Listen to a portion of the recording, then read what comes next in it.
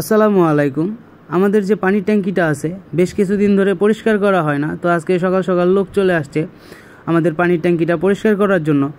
তো বেশ কিছুদিন ধরে এই পানির ট্যাঙ্কিটা পরিষ্কার করা হইতেছিল না, ভালোই ময়লা জমছে, নিচ থেকে উপর থেকে দেখা যায় নিচে যে ময়লা জমে আছে। তো আমরা ভাবলাম যে পানির ট্যাঙ্কিটা পরিষ্কার করা দরকার। তো এখন পানি ট্যাঙ্কিটা খুলে দেখি যে প্রচুর পরিমাণে পানি, প্রায় অর্ধেক ট্যাঙ্কি পানি আছে। তো এই পানিটা এখন ফেলে নিতে হবে। পরে ভাবলাম যে আমরা এই পানিটা ফেলে না দিয়ে আমাদের পুকুরে কাজে লাগাই ফেলি, কারণ এমনি ফেলে দিতে হবে পানিগুলো। তো আমরা যে কথা সেই কাজ, আমরা পানিগুলো আমাদের পুকুরে দিয়ে দিলাম।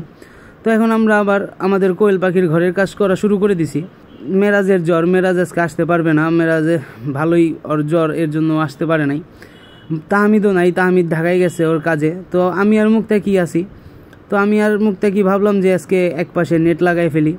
তো যে কথা সেই কাজ, আমরা নেট লাগানো অলরেডি শুরু করে দিছি। তো এই নেটটা লাগানোর কারণ হলো উপর থেকে একটা প্রোটেকশন পাওয়া যাবে, কারণ যদি কোনো কিছু আসে, কারণ টিনের চালটা অতটা বেশি ভালো না। তো এই নেটটা হয়তো আমাদের ভালো সাপোর্ট দিবে। এর আগের ঘরে আমরা এরকম করে নেট লাগাই নিয়েছিলাম। তো এই খুব তাড়াতাড়ি আমরা এই ঘরটাতে কোয়েল পাখিও উঠাই ফেলবো। তো কোয়েল পাখি উঠাইতে হলে আমাদের এই পাশে যে কারেন্টের লাইনগুলো আছে ওগুলো ঠিক করে নিতে হবে। সবগুলো ঘরে এবার ভাবতেছি যে কারেন্টের লাইন করে নিব। তো কারেন্টের লাইন করে নিলে আমাদের জন্য সুবিধা হবে। এখন যে প্রবলেমগুলো হইতেছে কারেন্টে, সেই কারেন্টের লাইনগুলো হয়তো ঠিক করে নিলে আর এই প্রবলেমগুলো হবে না। তারপরে আমরা খুব তাড়াতাড়ি ব্রুডিংয়ের ঘর একটা বানাই নিব, কারণ এর আগে আমাদের ওই খোপের মধ্যে 400 পাখি ব্রুডিং করাটা অনেক কষ্ট হয়ে গেছে। তো এবার ভাবতেছি যে না, আমরা একটা আলাদাভাবে আমাদের ব্রুডিং করার জন্য একটা ঘর বানাই নিব। তো কারণ ব্রুডিং করতেই হবে। আমরা ভাবতেছি যে আমাদের নিজেদের পাখির ডিম থেকেই ডিম ফুটাবো, ডিম থেকে বাচ্চা ফুটাবো। তো বাচ্চা ফুটাইতে পারলে তো ভালো, আমাদের কিছুদিন পরপরই আমরা বাচ্চা ফুটাবো। এর জন্য আমাদের একটা ব্রুডিংয়ের ঘরও দরকার।